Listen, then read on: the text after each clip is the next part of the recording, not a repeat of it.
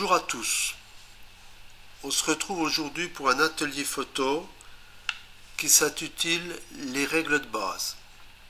Donc, effectivement, ce module est un petit peu particulier par rapport au module précédent, sachant qu'on va être plus dans une méthode subjective que objective. Je veux dire objective, à chaque fois, on a vu des règles relativement strictes qui dépendaient de la technique, donc des buts à atteindre en photo. Aujourd'hui, on va parler donc de règles de base, donc c'est plus subjectif, ça va plus dépendre, chacun va apprécier d'une manière différente. Alors, par rapport aux règles de base, on peut amener à se poser certaines questions. Par exemple, quelle est la recette pour réaliser la photo parfaite? Ou également, comprendre et appliquer les règles de base, comment procéder? Ou quelles sont les règles à respecter pour obtenir un rendu professionnel? Bon, après, on a des questions annexes. C'est quoi bokeh? C'est quoi la règle des tiers? C'est quoi l'hyperfocal? Donc, on va essayer de répondre à ces différentes questions. Enfin, on peut quand même partir sur la base. C'est quoi une bonne photo? Une bonne photo, elle dépend des critères subjectifs ou objectifs. C'est pour ces raisons qu'il n'existe pas d'explication vraiment rationnelle d'une bonne photo. Néanmoins, il n'est pas contradictoire de parler de don en photo. C'est art qui se travaille. Pour ça, il est essentiel de maîtriser les règles de base, soit la technique pour transmettre la force d'une image et toucher la sensibilité des admirateurs. La technique, respecter certaines règles. Voilà, donc c'est parti. Avec ces règles, comme vous l'avez compris, on va étudier les 10 règles. Enfin, j'ai défini 10 règles de base. Il existe des tas de règles. Il est évident qu'à partir de là, on peut extrapoler d'autres règles. Néanmoins, si on maîtrise ces 10 règles de base, vous serez capable de trouver d'autres règles qui dépendent de celles-ci. Alors, la première règle qu'on va étudier, c'est la règle des tiers, la plus connue. Alors, bon, je pense que le terme n'est pas nouveau pour vous. Quand on dit c'est la règle la plus connue, c'est également la plus simple à mettre en œuvre. On part d'un principe géométrique où l'image est divisée en tiers par deux lignes horizontales et verticales. C'est ce qu'on retrouve ici. Voilà, mes deux lignes horizontales, mes deux lignes verticales, soit en 9 zones, hein, donc on les retrouve ici. 3 x 3, 9. Bon, il est évident que ces deux lignes sont imaginaires. Néanmoins, certains réflexes permettent d'afficher cette grille. Hein. Vous pouvez très bien, d'office, sur certains réflexes, vous pouvez l'afficher ou ne pas l'afficher. Alors, la règle des tiers nous indique que vous devez positionner les éléments les plus importants de votre scène le long de ces lignes ou à leur point d'intersection. Donc, ici, j'ai un sujet important que je peux positionner sur cette ligne-là, ou celle-ci, ou éventuellement dans l'autre sens, où je peux être en mode portrait, hein, où à ce moment-là, je me retrouve avec mes lignes qui sont tous tournées de 90 degrés. Enfin, peu importe, je dois positionner sur mes lignes ou sur mes points d'intersection. Bon, pour la petite histoire, la règle des tiers est issue directement du nombre d'or. Le nombre d'or, c'est une valeur en réalité, c'est un rapport de la longueur par la largeur, quand ça concerne un rectangle, comme dans le cas présent. Et donc, de tout temps, on s'est aperçu qu'il y avait une certaine esthétique à toujours utiliser ces proportions-là. L'œil est attiré par des choses géométriques agréables, hein, sous forme d'intuition, et donc on a toujours une tendance à trouver ça agréable. Et donc, dans la règle des tiers, finalement, on reprend un petit peu cette formule qui date de plus de 2000 ans. Hein. Donc, on va voir en pratique, très simplement, comment ça se passe. Par exemple, ici, je suis en mode paysage. Hein. Quand on dit mode paysage, je vous rappelle sur un réflexe, hein, ça veut dire que votre rectangle est posé à plat. Mode portrait, ça veut dire qu'il est dans l'autre sens. Hein. C'est comme quand on parle d'impression au niveau d'une imprimante. Alors là, j'ai un portrait, je l'ai tout simplement positionné sur une ligne. J'aurais pu également le positionner là. Par contre, si je respecte la règle des tiers, je ne mettrai pas mon portrait au milieu. Voilà, donc on va voir d'autres cas. Par exemple, ici, donc j'ai positionné mon portrait à droite et je suis toujours sur une des lignes. Ici, j'ai deux personnes que je photographie et je me suis arrangé pour les positionner aux intersections des lignes. Hein, on a dit tout à l'heure, la règle des tiers consiste à positionner le sujet principal sur une ligne ou à une intersection. Donc là, j'utilise l'intersection. Ici, j'ai un cas relativement connu, enfin classique on va dire. C'est une ligne d'horizon. Donc ici, j'ai une ligne d'horizon entre la mer, les montagnes et le ciel. Et donc, j'ai bien positionné ma ligne d'horizon. Hein. Bon, quand on dit positionner sur une ligne 1/3, 2/3, c'est pas d'une précision importante. Hein, et c'est une tendance à décaler ma photo. Et donc, je vois bien ici que j'ai un ciel qui est faible par rapport à une partie qui est beaucoup plus importante ici.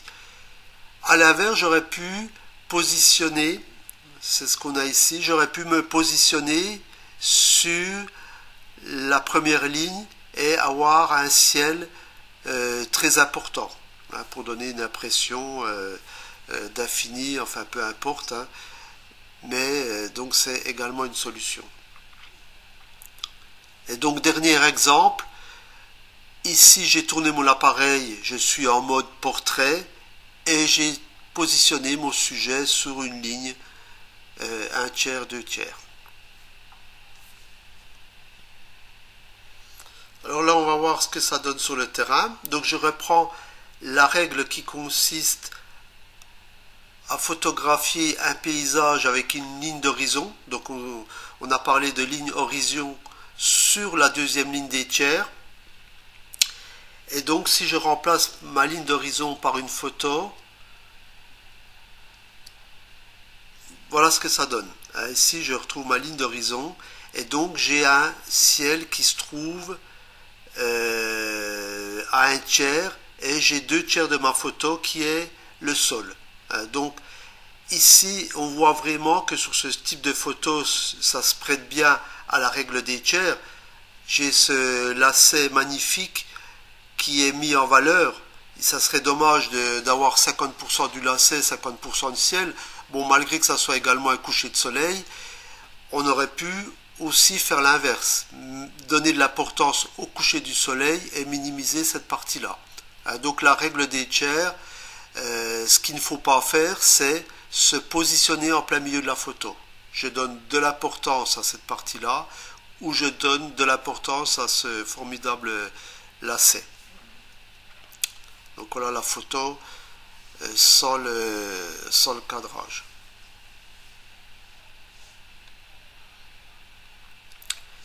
Maintenant, un autre type de photo, enfin une photo portrait, où là j'ai bien positionné, pareil, mon portrait sur une ligne 1/3, la première ligne ici. Et donc, dans ce cas-là, c'est également intéressant. En plus, c'est toujours, en photo, quand on fait du portrait, c'est toujours très bien de laisser de l'espace au regard. Hein, le regard est dirigé dans ce sens-là. Bon, si je supprime, voilà, je supprime mes lignes. Ici, on voit bien que le regard est dirigé devant. Et donc ça, c'est vraiment quelque chose d'agréable au niveau photo. Et ça peut donner du sens en photo. Hein, parce que là, bon, effectivement, c'est une photo en noir et blanc. Donc, bon, on n'a pas trop d'informations sur le regard.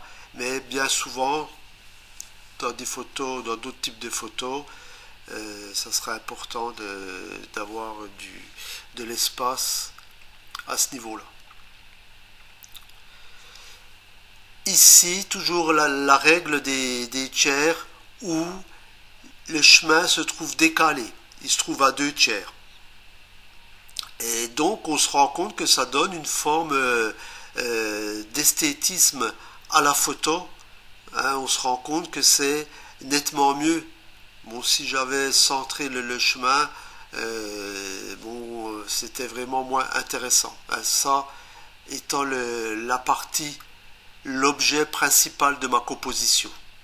Hein, le reste étant secondaire. Donc, je l'ai bien placé sur une ligne, la ligne 2 tiers. Voilà ce que ça donne sans le cadrage. On va voir à présent la deuxième règle importante, le cadrage. Alors importante parce que le cadrage, c'est en fait l'opération qui consiste à structurer le réel. Ce que vous voyez, le modeler de façon à le faire rentrer dans le cadre de l'image. Donc là, on peut symboliser le cadre. Donc ça sera possible une fois l'angle de vue défini. Je définis mon angle, ma position avec mon appareil photo, et c'est à partir du moment, à ce moment-là, que je vais pouvoir sélectionner les éléments qui vont composer l'image. Souvent, je parle d'un élément principal. Donc, les éléments qui sont en dehors du cadre ne font pas partie de ma photo. Les règles principales du cadrage, c'est d'abord définir l'élément principal de la photo. Un portrait, une voiture, un sportif, un animal, peu importe.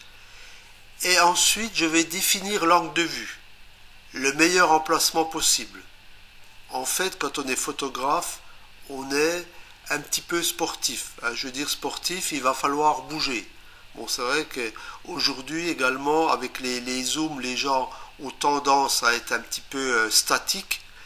Et donc, de ce fait, ils ne sont pas forcément sur le meilleur angle. Parce que grossir et diminuer ma photo, c'est peut-être pas la meilleure position. Il faut aussi bouger dans le sens droite-gauche. Et l'élément également important, c'est imaginer la photo. Si j'imagine la photo, de ce fait, je vais sélectionner l'élément principal, organiser les éléments de manière à les faire rentrer dans le cadre, à leur donner une importance plus ou moins accrue. Et donc, forcément, les éléments retenus sont ceux qui s'imposent au lecteur. Donc, quand j'imagine ma photo, j'imagine ce que va voir mon lecteur, en fait.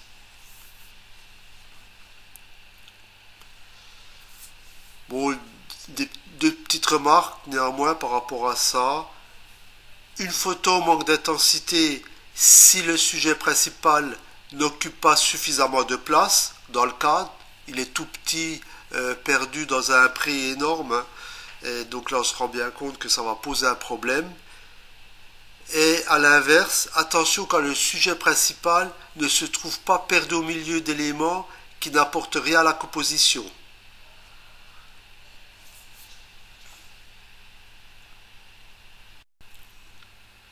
Effectivement, cette dernière règle, c'est une erreur qu'on retrouve assez souvent, à mon avis, en photo, du style vous prenez votre femme en photo sous forme de portrait, on s'arrange pour avoir la tour Eiffel derrière et également la petite Ferrari qui est garée pas loin de la tour Eiffel. Donc là, on a une composition beaucoup trop complexe. on ne sait plus où se trouve le sujet principal, etc. Donc ça, c'est vraiment une erreur classique du débutant.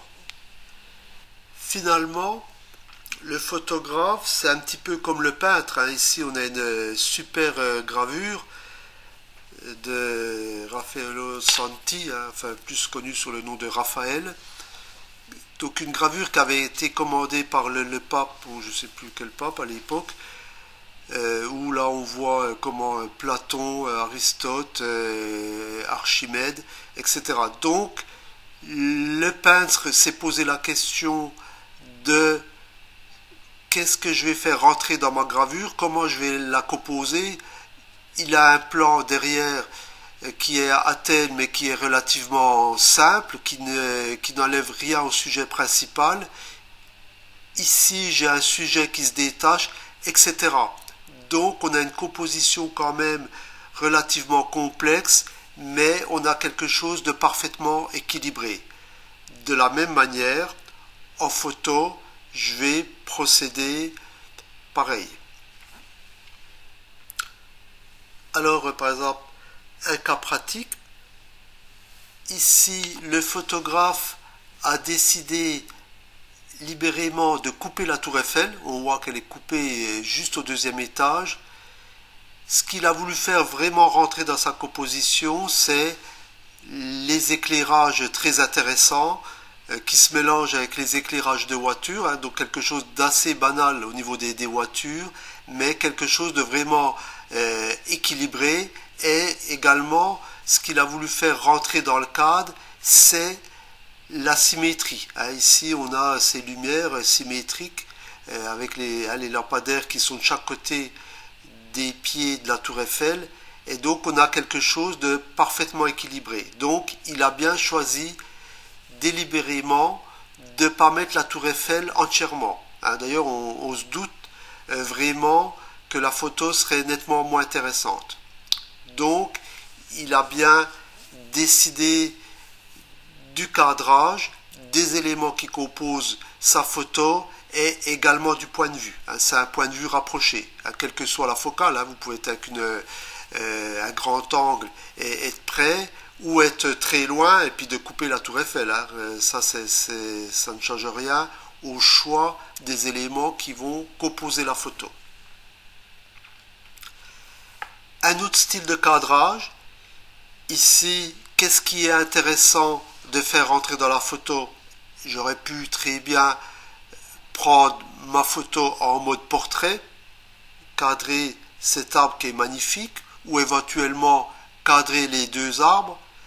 Donc ici on s'est posé la question, et la personne qui a pris la photo a pris l'arbre quasiment aux 2/3, et il fait rentrer ces éléments hein, qui sont beaucoup plus petit. Hein. Ici on a une touffe qui est sympa, qui lui donne un ensemble. Hein. Donc on a l'horizon qui est très basse, hein, qui amène de l'importance parce que cet arbre est énorme par rapport à la ligne d'horizon.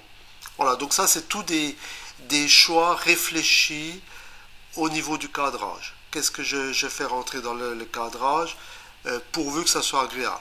Bon, néanmoins je vous rappelle quand même que même par rapport à ce que je peux dire, tout ce que je dis c'est subjectif. Hein, vous ne verrez pas forcément la même chose. Néanmoins, cette photo est agréable, et c'est justement, elle va se distinguer par la photo de Monsieur Tout-le-Monde. Alors ici j'ai un portrait, donc c'est pareil. Donc la personne qui a pris cette photo a décidé délibérément donc de mettre forcément le portrait parce que c'est le sujet principal. Il se détache complètement, là on a affaire à un bokeh, hein, le sujet est super net et l'arrière est légèrement flou. Mais néanmoins, en se tournant un petit peu, il aurait pu faire disparaître l'arbre. Donc cet arbre hein, qui se trouve un petit peu dénudé, un petit peu en fin de vie, est-ce qu'il n'y a pas un rapport, un message par rapport à la vieillesse? Ça, chacun verra toujours hein, d'une manière subjective, chacun verra si si c'est le cas ou pas, peu importe. Néanmoins, la personne a décidé délibérément d'ajouter l'arbre. Parce que là, on le voit, il suffisait de se tourner très peu. Alors, comme on l'a dit déjà une fois, hein, en portrait, il est très important de laisser de l'espace au regard. Hein, si le regard, hein, donc on voit qu'il y a un regard, hein, donc de lui laisser. Ainsi, ici, vous coupez votre photo à ce niveau-là. On aurait pu faire l'inverse, hein, mettre le portrait ici et puis mettre les 2 tiers restants dans le dos du portrait. Non, on a laissé vraiment de l'espace devant le regard. Donc ça, c'est une astuce, hein, vraiment qui est intéressante de respecter. On viendra sur cette astuce. Troisième règle de base qu'on va voir, c'est la symétrie. Donc effectivement, l'être humain a toujours été attiré par des formes parfaites, le cercle, le carré, etc. Et également ce qui peut être symétrique. En plus, la symétrie est omniprésente dans la nature. D'ailleurs, à ce sujet-là, Galilée nous dit « Les mathématiques sont l'alphabet grâce auquel Dieu a écrit l'univers ».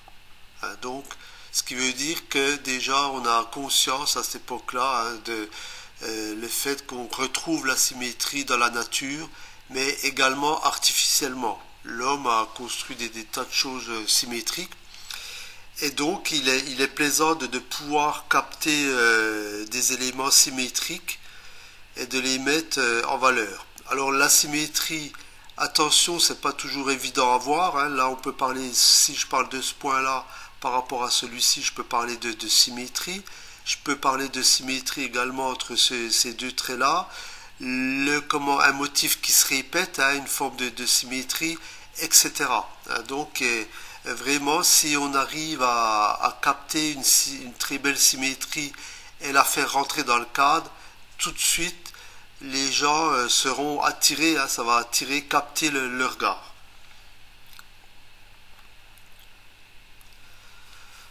Alors, donc de ce fait, une composition photographique en architecture, par exemple, et le fait d'ajouter des éléments symétriques apporte vraiment un plus. Alors, si on prend un cas pratique toujours, ici, j'aurais pu prendre ma photo, la cadrer sur cette personne, hein, qui est le sujet principal apparemment. Ça n'a pas du tout le même impact que le fait d'avoir tous ces éléments symétriques. S'il y a l'escalier qu'on retrouve, hein, on a une symétrie par rapport à l'axe, et on retrouve ces parties inclinées, on retrouve les escaliers de l'autre côté, les étages aussi, des ensembles de symétries qui se combinent et qui amènent vraiment un équilibre et qui attire l'œil. C'est relativement une très belle photo. Alors ici également une autre forme de symétrie où on a pris en photo un bâtiment, hein, donc on a déjà tous les fenêtres et également tous ces éléments qui viennent ajouter une symétrie parfaite. Hein. D'ailleurs on a bien centré la photo et donc vraiment ça amène quelque chose d'agréable. Alors là également une forme de symétrie où on a une photo d'un marché et donc à gauche on a les fruits et légumes et on retrouve symétriquement à droite les fruits et légumes. C'est symétrique par rapport à cet axe-là et donc ça amène une composition également très agréable. Alors, quatrième règle, le point de vue. Effectivement, souvent, il est recommandé de vraiment réfléchir à l'endroit où je vais déclencher. Ne pas hésiter à bouger. Ne pas hésiter également à multiplier les prises de vue en modifiant à chaque fois le point de vue. De face, de côté, de loin ou de près. Et pourquoi pas de dos. À ras du sol est une technique connue qui dynamise la plupart du temps la composition. Si je prends une photo ici, je suis plus haut, hein, on voit que la personne est carrément sur un échafaudage. À ce moment-là, si je prends quelqu'un qui est au sol, je vais vraiment avoir tendance à l'écraser. Ici, à l'inverse, si je m'abaisse, je vais lui donner de l'importance. D'ailleurs, je donne également de l'importance aux immeubles. Hein. J'ai tendance à les prendre en contre-plongée et donc à vraiment à leur donner de l'importance. Donc, de la manière où je vais me positionner, déjà au niveau gauche-droite, je vais créer des lignes artificielles qui vont avoir tendance à m'amener vers le sujet principal, ou éventuellement, dans le sens haut ou bas, je vais soit en plongée ou en contre-plongée, surtout si c'est une personne, je vais changer complètement l'aspect de ma photo. Donc c'est vraiment intéressant et fondamental de penser au point de vue. Bon, étant donné que ce point de vue qui est à ras du sol, hein, c'est un point de vue auquel on ne pense pas souvent, on a un petit peu du mal de se baisser en photo, hein, comme je vous ai dit, en photo il faut être un petit peu sportif, et donc si on se met à ras du sol, vraiment on a tout de suite un effet incroyable, et c'est ce qui va permettre de différencier la photo classique d'une photo pro.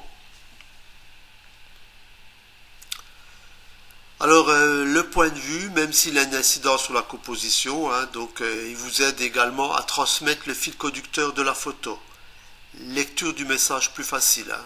Enfin, ce qu'on veut dire ici également, c'est le fait prendre un personnage en contre-plongée, c'est-à-dire se baisser et de diriger l'appareil photo sur lui. Vous allez lui donner une importance phénoménale. Hein. Et à l'inverse, si vous êtes vraiment au-dessus, que vous êtes en plongée, vous allez réduire, aplatir votre sujet principal. Donc pour celui qui lit le message, la lecture est totalement différente. Alors par exemple ici, on a un point de vue où on prend la photo dans le dos du personnage principal. Bon, ce qui est relativement rare, hein. Ce genre de photo, personne n'y pense. Et finalement, là, on a une très belle photo on voit que la personne regarde, se pose un peu des questions sur un univers quasi infini au niveau de cette partie-là. Donc vraiment un aspect très professionnel de photo, et pourtant il faut y penser. Prendre une photo dans le dos, hein, on va vous dire, ben ouais, c'est pas très sympa. Et ben non, il y a des cas, hein, si vraiment on a pu capter ce point de vue, on peut obtenir des choses relativement intéressantes. Alors je vous rappelle, on en a déjà parlé, en portrait, il est toujours important de laisser de l'espace au regard. Hein. C'est ce qui se passe ici. Hein. On voit vraiment que la personne regarde à l'infini. Hein. Donc c'est vraiment le fait de lui donner de l'espace devant qui permet d'avoir cette impression-là. Donc ça c'est important. Alors ici, on a une composition très simple, des chaussures en gros plan, avec un fond vraiment relativement rien de spécial. Ce qu'il y a de plus simple est une route goudronnée. Là, on se rend compte que le point de vue consiste à se mettre à ras du sol. Hein. Là, on est quasiment couché au sol avec l'appareil photo. Et donc, on a une prise de vue vraiment originale, professionnelle, avec quelque chose de très simple. Donc, là, on se rend compte vraiment qu'il est possible de faire des choses incroyables uniquement par le point de vue. Ce n'est pas par la composition, c'est vraiment par le point de vue. Alors là, idem, hein, on n'a pas forcément l'idée de prendre le ciel. Hein. Ici, ça fait vraiment un cadre incroyable, hein, où le point de vue, ben, on est au centre du bâtiment. Et ben, il fallait le voir. Hein. Peut-être si on vous avait demandé de prendre en photo ce bâtiment, peu de personnes auraient eu vraiment l'idée de prendre de cette manière-là. Hein. Donc là, le point de vue amène vraiment un plus. Hein. On a ce cadre qui se détache, hein, qu'on pourrait quasiment appeler Windows, hein, qui est une ouverture sur le ciel. Donc quelque chose de vraiment encore très intéressant. la photo repose uniquement sur le choix du point de vue. Alors là, une dernière photo concernant le point de vue. Donc là, on a vraiment un regard qui est quand même très spécial, sachant que la personne là est le sujet principal. Celle-ci n'est pas le sujet principal parce qu'elle est légèrement floue. Donc on a ce visage qui se détache, qui est net. Hein. Donc comme on l'a dit à plusieurs reprises, le regard est attiré par les choses nettes. Hein. Donc votre regard est capté par cette partie-là. Hein. Donc un regard intéressant qu'il fallait capter avec un point de vue sur le côté. Effectivement, j'aurais peut-être pas eu quelque chose d'aussi intéressant si j'avais pris la photo de face. Et donc voilà, donc bon, maintenant le regard est très subjectif. Hein. Donc à vous chacun peut y voir ce qu'il veut. Néanmoins, une photo intéressante. Bon, je vous rappelle pas encore cette histoire de laisser de l'espace au regard, hein, qui ici est également respectée. Alors, cinquième règle de base, les lignes directives. Donc effectivement, si par exemple par rapport à mon schéma, si j'ai mon sujet principal qui est ici, et si j'ai plusieurs lignes directives ici, aussi bien des horizontales que diagonales, qui convergent à ce point-là, donc ça veut dire que le regard de la personne qui voit votre photo va être dirigé directement sur le sujet principal. Hein, donc c'est vraiment un moyen simple d'amener la personne qui regarde sur le sujet principal. Donc l'aspect géométrique, hein, soit des lignes horizontales, verticales ou le plus souvent des diagonales, mais attention, ça peut être également des courbes, hein, nous guide à travers la photo. Notre œil est directement influencé par les lignes directives. Hein. Bon, on a beaucoup de notions de règles de base qui sont influencées par la géométrie. Hein, on a parlé de lignes, enfin là on parle de lignes directives, on a parlé de symétrie, on va voir les motifs, les textures également. Tout ça sont des choses qui attirent l'œil. Alors donc ces lignes directives effectivement peuvent correspondre au formatage de votre prise de vue. À partir de là, je compose ma photo en incluant des choses. Hein. Bon, quand on parle de ligne directive, ça peut être une route, ça peut être des rails, ça peut être des axes de bâtiments, ça peut être énormément de choses. Je compose mon image grâce aux lignes directives. Et de ce fait, je conduis le regard du spectateur vers l'élément fort de ma composition, l'élément principal.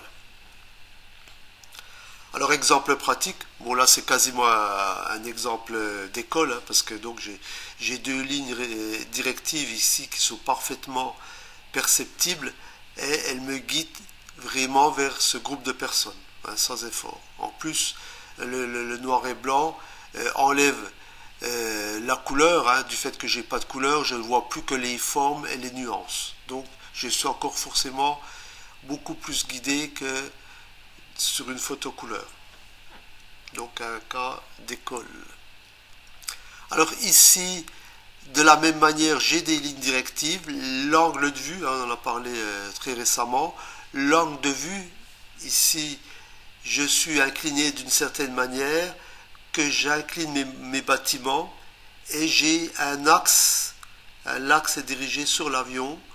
Pareil ici, hein, j'ai cet axe-là qui est dirigé dans cette partie-là, et pareil pour le monument. Ici, les trois monuments me guident dans cette partie-là, qui correspond à l'avion. Donc c'est vraiment, à ce moment-là, on peut parler de ligne directive. En plus, on a une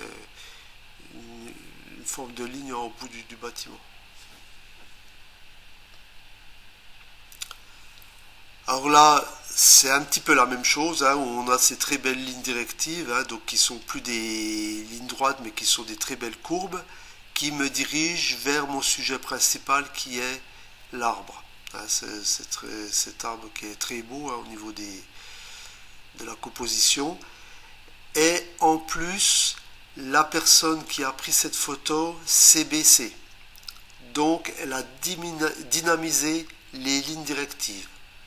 Si je prends la même photo en restant debout, j'aurai pas le même effet. Alors toujours pensez dans certains cas à vous mettre accroupi ou à ras du sol, ça va tout de suite dynamiser votre photo.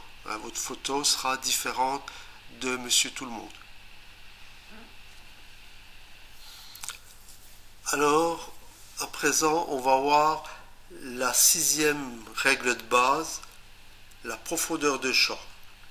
Bon, on a déjà parlé longuement des profondeurs de champ quand on a parlé d'objectifs, mais là, quelle que soit la focale, vous avez toujours la possibilité d'isoler votre sujet ou inversement de le mélanger à des tas d'objets différents. Donc ça c'est un choix dès le départ qui va être fonction de la profondeur de champ. Bon, par exemple ici, comme pour une focale donnée, je suis près du sujet et la profondeur de champ est réduite. Et à l'inverse, si je m'éloigne du sujet, je vais faire rentrer dans ma composition de champ ici 3 éléments. Donc, j'ai augmenté ma profondeur de champ et de ce fait, j'ai moins isolé le sujet principal. Donc ça, c'est un choix. Au départ, est-ce que je vais donner l'importance à mon sujet principal ou pas? Donc, en fait, si je réduis ma profondeur de champ, j'isole mon sujet et je renforce forcément son importance. Bon, à l'inverse, si je remonte ma profondeur de champ, mon sujet principal a tendance à se confondre avec l'ensemble des éléments. Donc c'est ce cas-là. Alors on va voir ce que ça donne en pratique. Bon, je ne vais pas trop passer de temps sur cette partie-là. Ici, j'ai une très très faible profondeur de champ, donc je fais ressortir mon élément principal qui est la paire de lunettes. Et je fais disparaître tous les autres éléments. Bon, déjà par le cadrage, je fais disparaître les éléments qui se trouvent à proximité et je fais disparaître quasiment le fond. Et en plus, là, on joue sur un flouté. Donc le fond étant flou, il disparaît quasiment totalement. Donc on peut dire la faible profondeur de champ isole la paire de lunettes de l'arrière-plan. Et il devient l'élément principal de la composition. Bon, là, le choix n'est peut-être pas super bon. Néanmoins, j'ai une photo où j'ai énormément d'éléments. Donc, je suis éloigné et de ce fait, je fais rentrer la chaîne de montagne, je fais rentrer le village, les prés, enfin, les arbres, etc. J'isole aucun élément. Donc là, j'ai vraiment l'opération inverse. Autrement, si je me rapproche, bon, effectivement, je pourrais avoir uniquement l'arbre ici, ou si avec un téléobjectif, je rapproche cette partie-là, j'aurai uniquement le village, enfin ici. Voilà. Donc, la profondeur de champ va jouer sur l'élément principal que je veux cadrer, faire ressortir. Alors, 7e règle, les motifs et texture. Donc, par exemple, ici, je peux parler de motifs et textures en même temps. J'ai un motif ici qui est cette forme-là, une forme un petit peu chaotique, mais qui se répète. Bon, elle peut varier un petit peu, mais on la retrouve quand même à chaque fois. Et donc, elle a une forme, une certaine texture, où voilà, elle est un peu granitée en surface, etc. Donc, encore une fois, la géométrie est omniprésente en photographie. L'œil aime la géométrie. Donc, à vous de repérer des belles choses qui ont attrait à la géométrie et de les mettre en valeur. C'est ce qu'on a fait, c'est ce qu'on va voir dans quelques exemples. Donc, tout comme la symétrie, les motifs ou les textures jouent un rôle important dans votre composition. Les motifs sont intuitivement esthétiques et plaisants, ils sont omniprésents autour de nous. Alors il suffit bien sûr d'exercer son œil pour les capter. Alors la répétition d'objets ou formes peut donner des effets saisissants. Parfois, il contribue à donner une impression d'infini à la photographie. Donc cette impression effectivement d'infini est relativement intéressante. Alors on va voir sur des cas pratiques. Donc ici, j'ai un motif qui sont les zébrés, donc qui se répètent sur la photo. J'ai cadré de manière à avoir uniquement ces bandes zébrées. Et la texture, partout je retrouve cette même texture. Et donc là ça donne une forme et en plus on a cette partie là qui vient se superposer à mon motif, à ma texture. Donc très simplement on voit qu'il y a vraiment beaucoup d'esthétisme dans cette photo. Pourtant c'est peu de choses.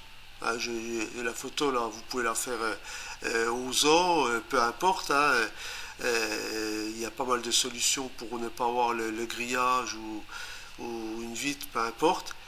Mais donc, tout de suite, j'obtiens un effet intéressant. Alors, donc, aussi, une autre forme de texture où ici j'ai mon motif rectangulaire, donc qui correspond à ces briques. Et dessus se superpose cette mousse en texture qui vient par-dessus, donc qui est quelque chose de relativement simple. Isolé, ça serait pas vraiment intéressant. Le fait de mélanger ça à mon motif qui se répète, on a quelque chose de mathématiquement parfait ici au niveau des répétitions. Donc ça donne tout de suite quelque chose d'intéressant, un côté stable au niveau de la photo. Pratiquement, bon, sachant que les photos que je choisis à chaque fois, ce ne sont pas des photos qui sont quelque chose de forcément énorme. Je recherche plus dans ce type de photos à partir d'éléments simples. Qu'est-ce qui fait qu'on peut faire une belle photo? Ça, vous pouvez le photographier un petit peu partout. Il n'y a pas besoin d'aller à l'autre bout du monde. Donc là, pareil, j'ai une texture, c'est du jean. Alors voilà, vraiment quelque chose de très simple, mais ça donne quelque chose de vraiment sympa. En plus, la boucle un petit peu usée, couleur cuivre, sur le bleu avec cette texture d'une symétrie en ligne, amène vraiment également un plus au niveau de la photo.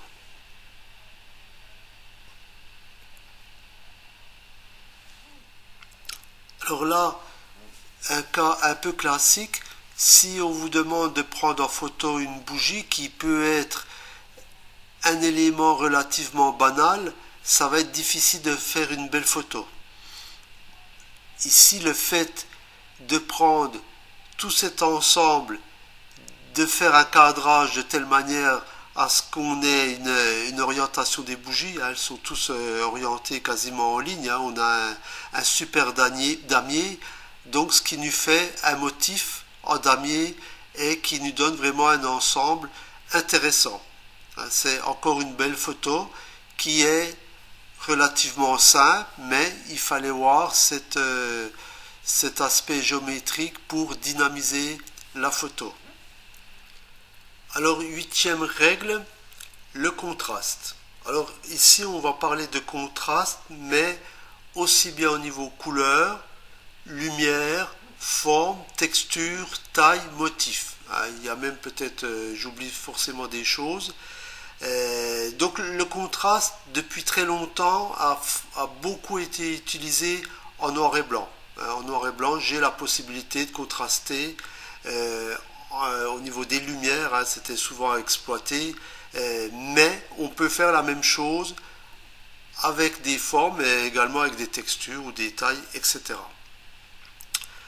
Alors, en ce qui concerne le contraste, néanmoins, si je dois renforcer l'impact d'une photographie par cette méthode, il faut faire attention, rester vigilant. Les associations sont intéressantes si elles dynamisent ma composition. On ne peut pas tout contraster. Souvent, ça peut, si ça n'apporte rien à la photo, ça peut plus faire détruire votre composition qu'autre chose. Alors, un exemple, ici, on a un fort contraste entre le noir et rouge. Hein, là, on voit vraiment que le contraste est énorme. Entre le noir et blanc, hein, même un contraste des textures, hein, le glaçon par rapport à cette partie-là, etc. On a un ensemble on contraste même les formes, hein, la forme de la fraise avec la forme du glaçon, etc. Donc on a vraiment quelque chose où on a plusieurs possibilités de contraste dans cette photo et donc un effet assez surprenant. Ici, j'ai une photo qui est relativement banale, hein, sachant qu'on est quasiment sur du noir et blanc au niveau de l'aspect général. Et j'ai cette bande orange, hein, qui a un fin coucher de soleil. Et donc cet aspect orange vient vraiment contraster avec l'ensemble de la photo qui est uniquement dans les tons gris et noir. Hein, gris et noir. Donc on a vraiment un contraste couleur avec le noir et blanc. Et donc qui amène vraiment un aspect intéressant. Et c'est vraiment ce contraste qui amène le point fort de la photo. Hein. Si j'enlève le contraste, si mon ciel devient gris, cette photo devient complètement banale. Alors ici un contraste de texture, hein, donc j'ai enfin de forme plus exactement, j'ai ces formes rectangulaires, ces briques, hein, qui se répètent d'une manière, d'une géométrie toujours parfaite. Et donc j'ai cette partie-là, un sujet qui vient complètement contraster, qui vient casser le rythme des briques. Voilà, donc un contraste qu'on ne pense pas forcément, hein, mais voilà, qui amène un élément fort de la photo. Pourtant, toujours pareil, ça c'est une photo qu'on peut prendre partout. Il suffit d'observer, de voir dans le détail et de respecter ces règles-là, hein, qui amènent l'élément fort de la photo. Alors un contraste en lumière, donc ça c'est une photo relativement classique à l'époque du noir et blanc, hein, mais qui est toujours quelque chose de relativement magnifique, hein, où on passe vraiment du blanc intense ici au noir profond, donc on est vraiment contrasté, hein, donc on a vu qu'on pouvait le faire avec les formes textures, donc ça c'est un petit peu l'ancêtre du contraste, hein, mais qui est toujours quelque chose de magnifique. Ouais. Alors une petite dernière avec cette photo, hein, parce que bon, c'est vrai qu'on a pas mal d'exemples concernant le contraste, hein, mais c'est quand même quelque chose qui est intéressant et qui est facile à faire. Donc là on a un fond blanc et tous les éléments vont venir se contraster par rapport au blanc. Hein. Le rouge est une couleur relativement opposée, idem pour le noir. Le rouge et le noir entre eux, c'est un petit peu la même chose. Bon, hormis la carafe qui vient se fondre, hein, d'ailleurs, qui donne un aspect intéressant à la photo. Donc, un moyen vraiment de faire ressortir chacun des éléments ici dans ma composition. Hein. Donc, le contraste est essentiellement par rapport à toutes ces couleurs et ce fond qui est blanc. Donc, là encore, quelque chose qui est facilement réalisable. Bon, ça demande un petit peu de préparation, mais qui est quand même à la portée de tout le monde. Alors, neuvième règle de base, le cadre dans le cadre. Donc, cette technique consiste par rapport à un cadre, ici c'est votre cadrage photo, à trouver naturellement, c'est pas un cadre que vous rajoutez, c'est trouver naturellement un cadre dans votre composition. Ça peut être une faille dans la roche, une fenêtre, on peut imaginer un tas de choses, un miroir, etc. Et donc à partir de là, je vais photographier cet ensemble-là avec le cadre ici. Donc c'est c'est une méthode très efficace et simple d'attirer l'œil vers le sujet principal. Le sujet principal ne verra pratiquement plus les éléments qui se trouvent hors du cadre, mais il va être directement dirigé dans cette partie-là. Donc, une technique qui peut être simple dans certains cas, mais qui tout de suite est intéressante.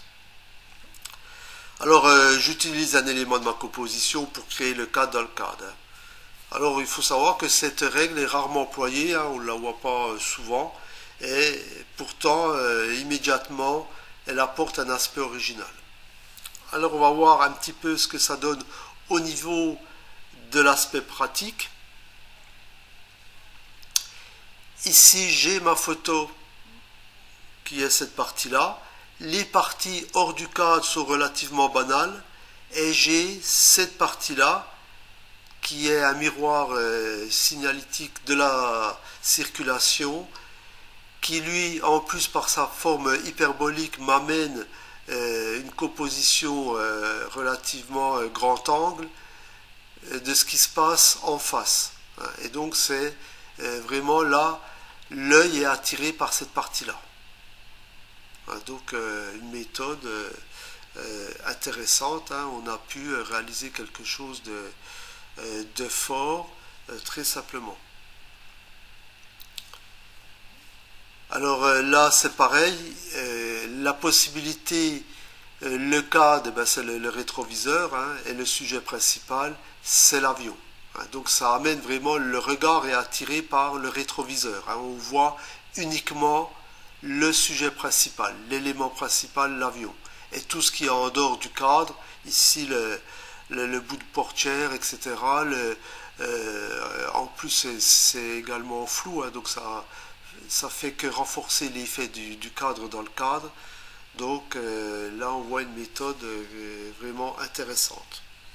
Bon, ça c'est peut-être plus délicat à faire, c'est pas, il faut que l'angle de vue se prête bien, etc. C'est pas forcément simple. Alors ça c'est peut-être quelque chose qu'on verra plus souvent, où le sujet principal c'est ce qui se passe à l'intérieur de ce cadre-là.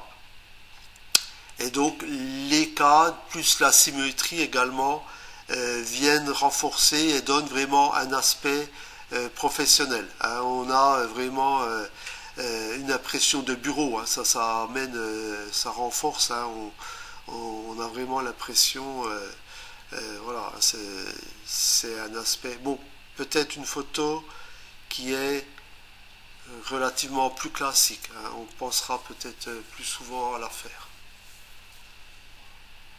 Alors toujours dans les règles de base, la 10e règle.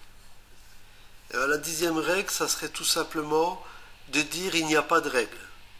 Bon, déjà, je ferai quand même une parenthèse par rapport aux règles. Là, on est sur 10 règles, sachant que on peut trouver beaucoup plus ou moins de règles, peu importe. C'est de dire, enfin, le fait est de dire que tout ça découle quand même par rapport à des règles de base. Donc, en conclusion, faut-il toujours chercher à appliquer ces règles de base, oui ou non, ou il n'y a pas de règles? Néanmoins, si je dois maîtriser les règles de base pour savoir comment les transgresser correctement. Si je ne connais pas les règles, je ne peux pas, je risque de faire de la photo de Monsieur Tout-le-Monde, et donc on ne pourra pas parler de dons ou vraiment de belles photos. Aujourd'hui, il faut savoir que les appareils photo numérique, si vous donnez ça à un gosse même de 7 ans, il sera capable de prendre une photo avec les automatismes qui ne posent pas de problème. Donc il va falloir faire quelque chose de mieux, de plus intéressant, et donc il va falloir bien connaître quand même ces règles de base. Donc si vous ne suivez pas à la lettre les règles, mais si vous vous posez la question des règles de base pour chacune de vos compositions, c'est la possibilité de vous libérer par rapport au tout venant, enfin je veux dire la photo monotone, répétition, etc. En fait la photo de Monsieur Tout-le-Monde. Donc les règles, c'est pas forcément des choses à suivre à la lettre, mais vous devez impérativement les connaître. Donc il est quand même important de prendre en compte qu'il est plus professionnel de prendre une photo en réfléchissant aux règles, même si vous ne suivez pas les règles, que 10 photos pour le plaisir de déclencher.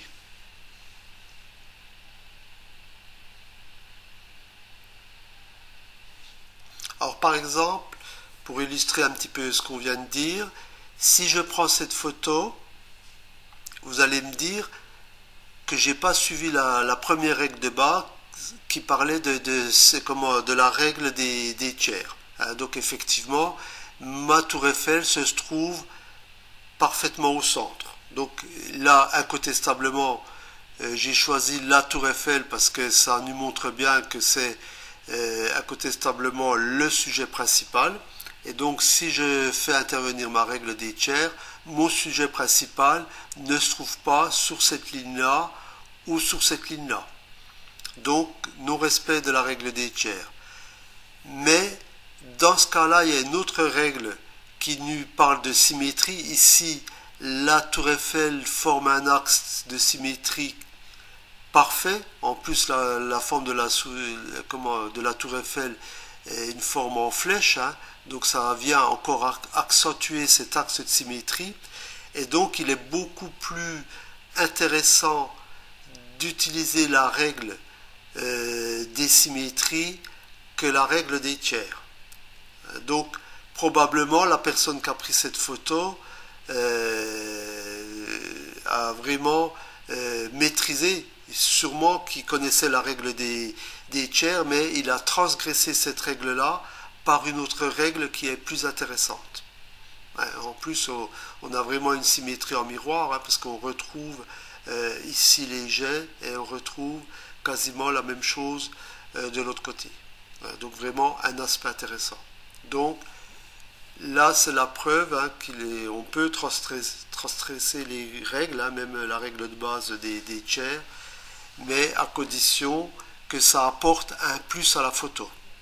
Donc là, ce qui apporte un plus à la photo, c'est la symétrie. Alors ici, à ce niveau-là, on voit que la règle des tiers n'a pas été respectée. Donc l'horizon devrait se trouver en principe sur cette ligne-là ou en principe sur cette ligne-là. Donc, et en dehors de ça, j'ai aucune règle qui permet d'ajouter un plus à cette photo. Donc finalement, c'est dommage de ne pas avoir respecté la règle des tiers dans ce cas-là. Voilà, donc on a terminé concernant les règles. Merci d'avoir suivi cette vidéo. Si elle vous a plu, n'hésitez pas à la partager, notamment sur les réseaux sociaux, et de mettre un like. Pour vous abonner à ma chaîne, rien de plus simple. Il suffit de cliquer sur le bouton YouTube et c'est ici. Vous pouvez suivre l'actualité de la chaîne, notamment en cliquant sur le bouton Facebook ou Twitter. Et c'est ici. Vous pouvez également me retrouver sur mon blog Gcopain en cliquant sur ce bouton, sachant que les vidéos, photographies et infographies sont tous répertoriés et classés sous forme de cours. Et c'est ici. Au revoir et à bientôt.